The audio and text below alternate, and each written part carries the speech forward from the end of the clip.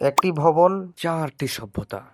হ্যাঁ বন্ধুরা, ইস্তাম্বুলের ফাথি জেলায় আছে এক অনন্য দালান, যার পাথরেই লেখা রয়েছে শহরের প্রাচীন ইতিহাস, যার একেবারে নিচের অংশ তৈরি হয় রোমান আমলে, এর উপরের অংশ বাইজেন্টাইনদের আমলে, এর উপরের অংশ অটোমানদের সময় এবং একেবারে উপরের অংশ আধুনিক তুর্কিদের সময়।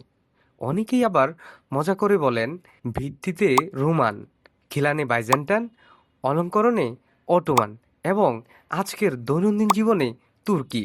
মানে একেবারে উপরের তলা এখনও ব্যবহার করা হয়।